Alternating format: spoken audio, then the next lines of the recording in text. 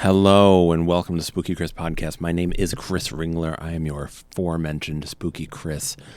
Welcome. I am an author.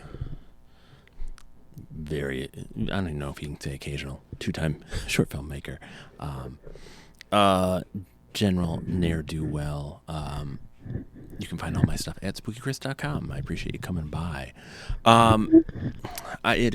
It's been kind of in my mind lately, and I thought I'd talk about it a little. A few years ago, I had a job for an organization in the area where I lived, which is to say Flint, Michigan. And what I did is I worked with the AmeriCorps program that this organization hosted. And in my time there, I'd heard the name AmeriCorps. I didn't really know much about the program, or really much anything at all in regards to the program or the people in it. And kind of trial by fire, learned all about it in that time at that job. And the reason AmeriCorps is on my mind lately is because under the Trump administration, that is one of the many, many, many departments, organizations, groups that is getting funding cut. It's the big thing right now is, we're cutting all this wasteful spending, and we're cutting everything, and we're getting Doge in there, and we're just cutting all this fat. Never once telling us where exactly all of this money is going to, for the first part. Just that they're quote unquote cutting waste.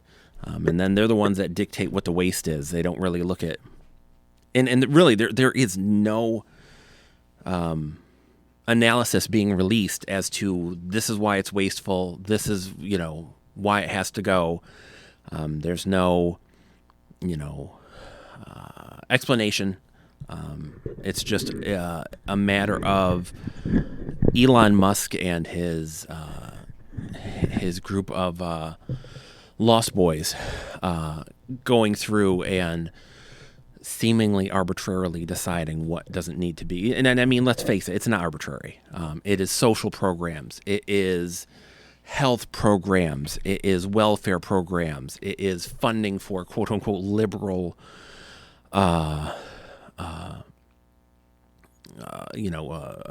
ventures that helped people in need.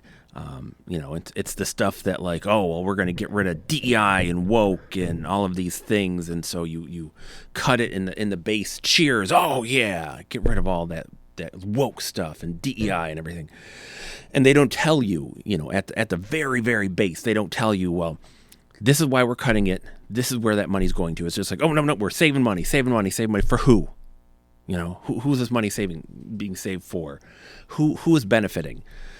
Oh, great. So Elon Musk and Starlink can get fat contracts and make billionaires even more money. Awesome. They're cutting all of the science from NASA, but by God, we're going to get to Mars real quick. Super cool. It'd be great to get people on Mars just to realize we don't have the technology or the money to bring them back. We're just like, well, you're colonizers now. You're going to colonize it. We don't know if we'll ever go back, but hey, we got there. And that's all this is. That's all this is. This is wieners on a table. This is like, look how big ours is. We're going to get to Mars first. It is the space race dumbed down, because we're shadow allies of Russia. So I don't know if we're in real competition with them. But it's all ego. It's something that Elon wants to be the big man in history, so he's going to get people to space, and Trump just wants to be the big man of everything. Which brings us, back to all of these cuts, all of these sacrifices at the altar of, essentially special interest projects of the wealthy, and a lot of things are getting ink, and I'm sure there's a lot of ink being spilled about AmeriCorps, but having personally been involved tangentially with the program, I wanted to talk about it for a few minutes, because it's just, having lived in a city like Flint, a city in desperate need, of resources and help.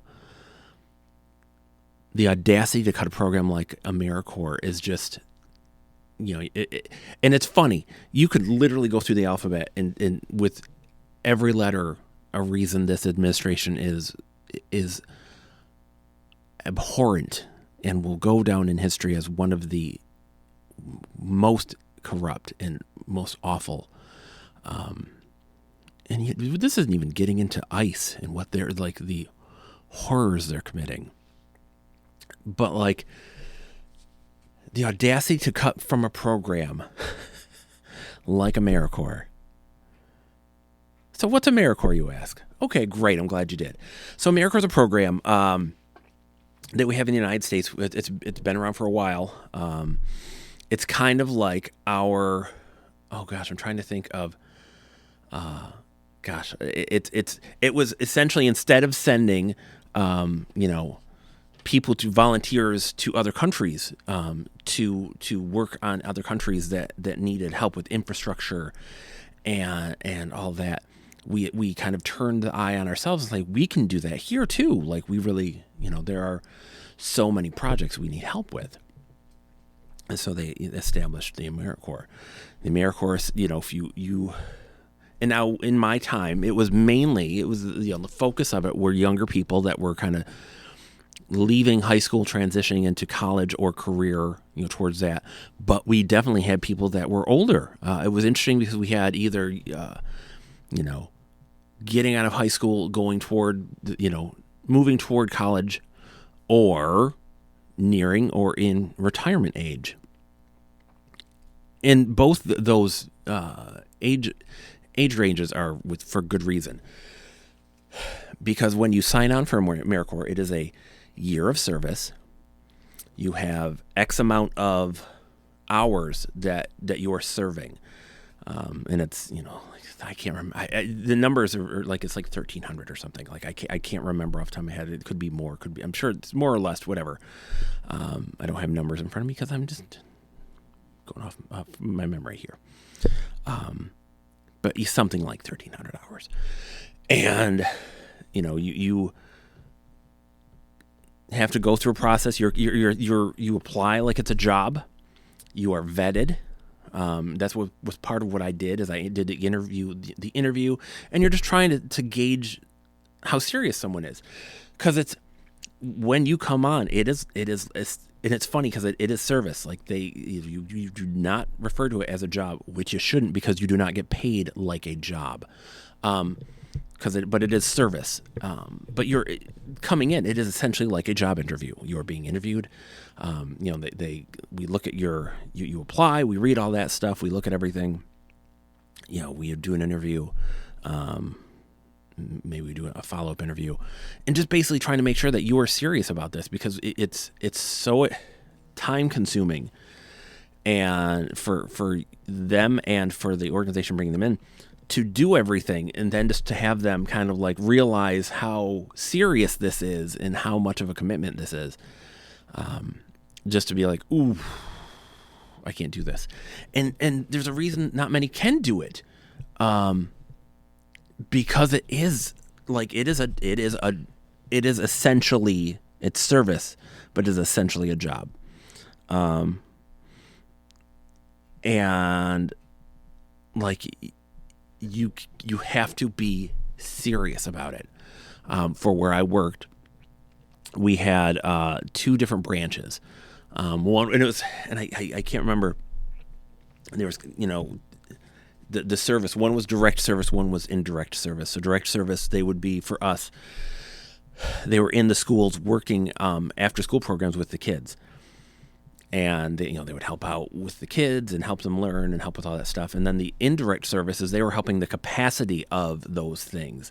So they would be helping kind of like the behind the scenes things, not the hands-on, but the behind the scenes.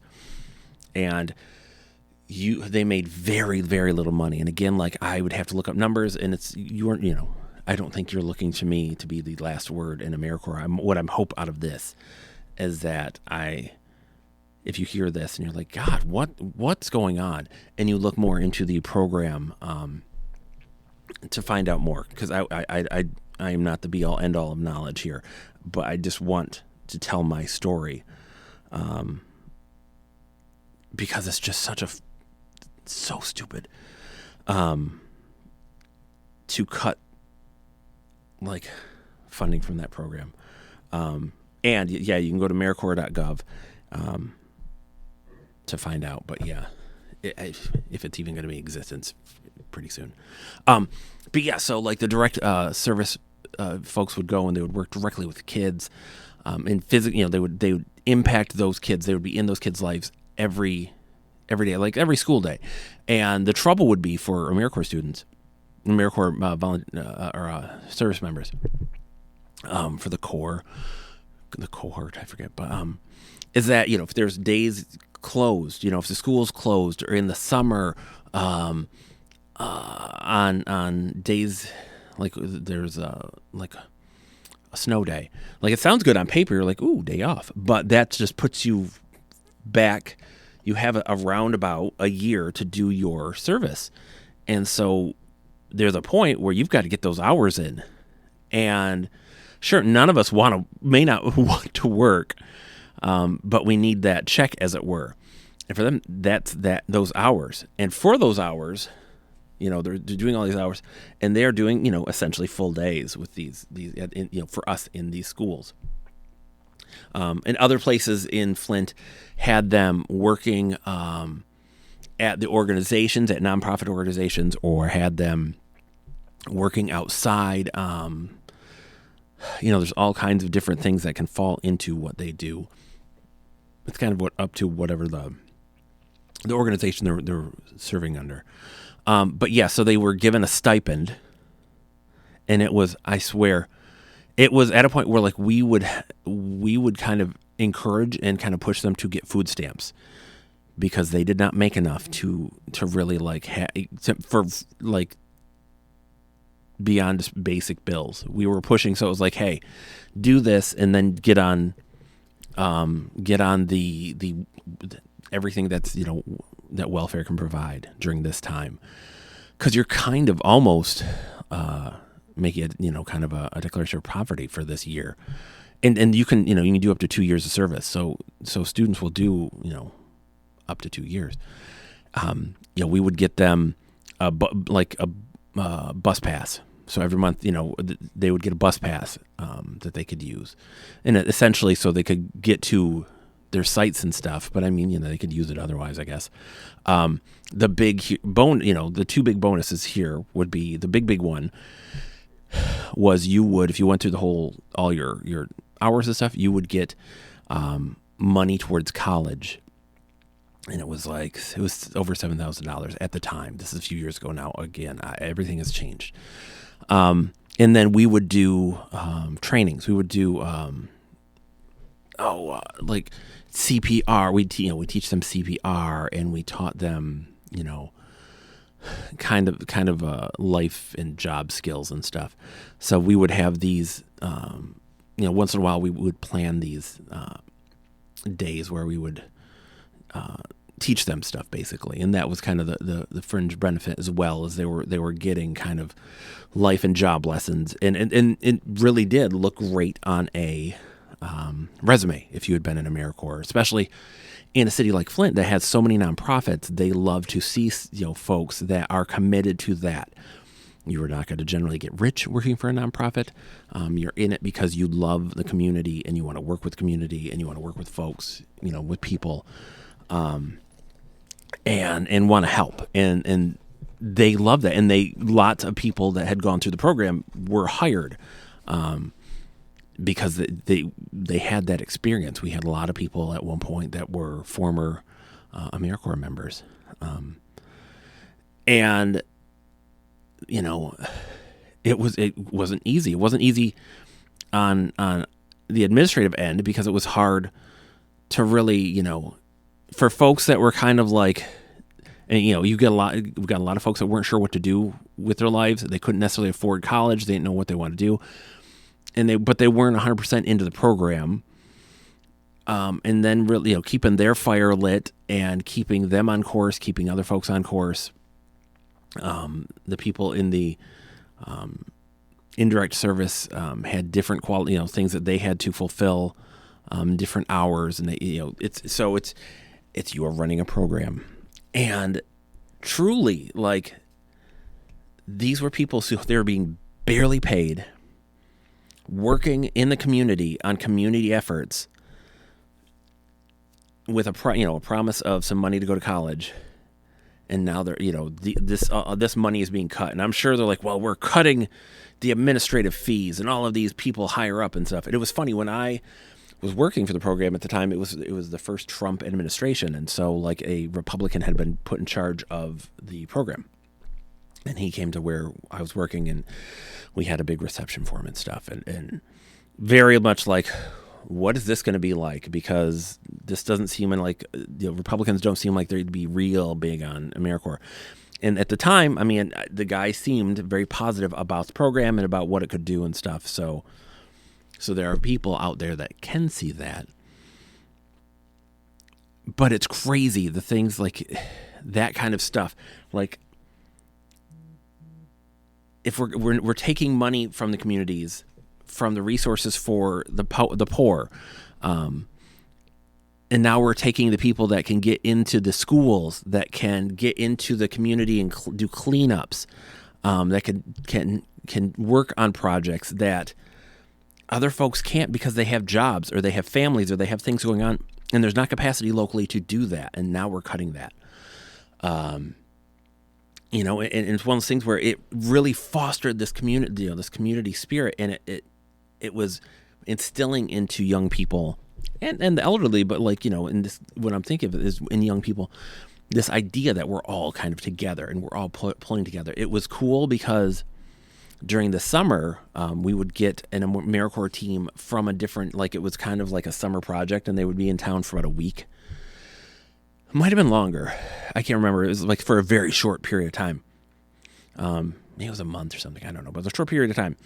And they would come into town, and we would kind of show them around. We'd kind of give them lay of the land, show them what there is to do in the area, and they would work on a project for that period of time. And they would be coming from another state into the community to do this work, and it was really great, and it was really impactful for them. And I always thought, I was always shocked that part of the program was never pushed more for kids that are like inner city kids that have always wanted to see the world out of the city, to see what the country looks like, to see what different parts of the country look like, or for kids coming from rural communities who never have really seen the city outside of driving through, or hearing it's really rough, and wanting to be involved and to see what is it like, and to go and to serve in the community in a city.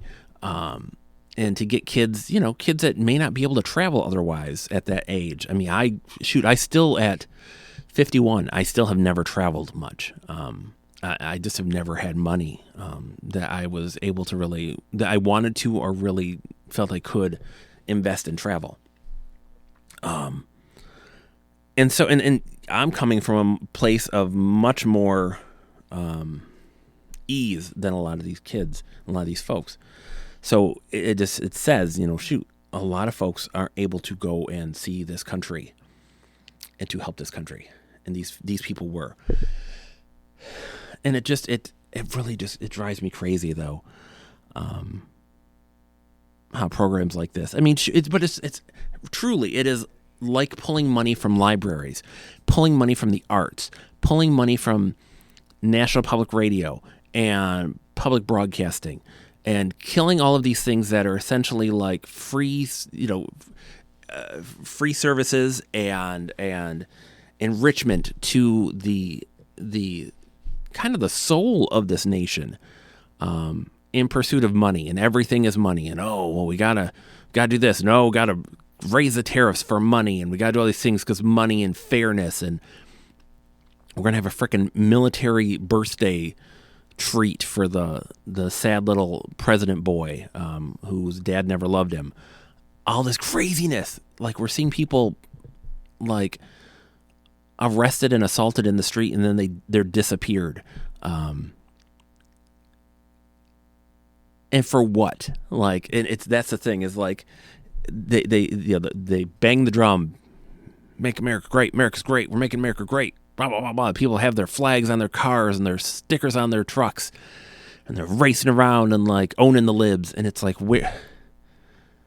if we're allowing children with cancer to be sent off and deported because God knows those 6-year-olds, those little children, are just destroying our nation. We're spitting in the face of the cores of what we were founded on, in this embracing of immigrants and people who wanted to be here to pursue a dream.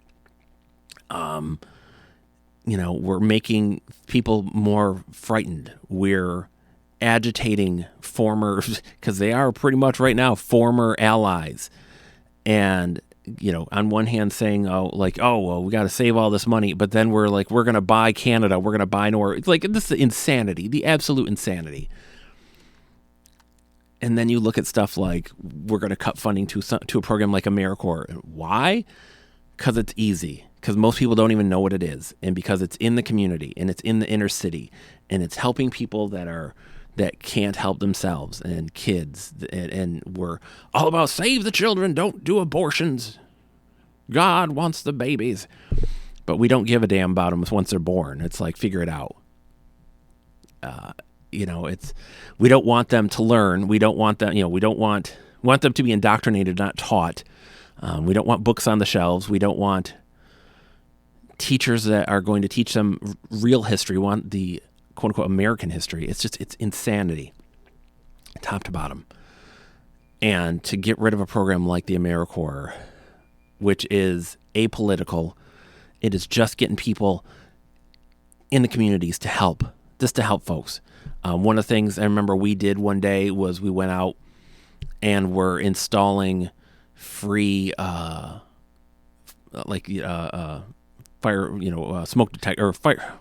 detectors in houses. We were knocking on doors in a part of the community that wasn't, terribly wealthy, and no one would answer. We had our group, like, we all kind of split off. A lot of these people did not want anyone on their property around them. They were like, get out of here. Very much no thank you. We had one lady who let us put one up in her house. It was absolutely free for us to do. We put it where they wanted it. And these are the kind of things we're cutting, that we're eliminating, is because that's so terrible and evil, to help your fellow man, this Christian nation, that as we like to tout what a Christian nation we are, as we turn our back on one another and cross our arms and look skyward for those golden gates of heaven. It's crazy to me. But yeah, look out, go AmeriCorps.gov. Oops. And look into the program. Like, it was it is, if it, whatever there is left of it, it's a heck of a program that wasn't ever, I just don't feel like it's been supported nearly enough for what the impact it could have. Like, the people weren't paid enough. Like, for the money we waste on military and bombs and guns and all these things, to go and pick fights is essentially what we're doing anymore, is just picking fights.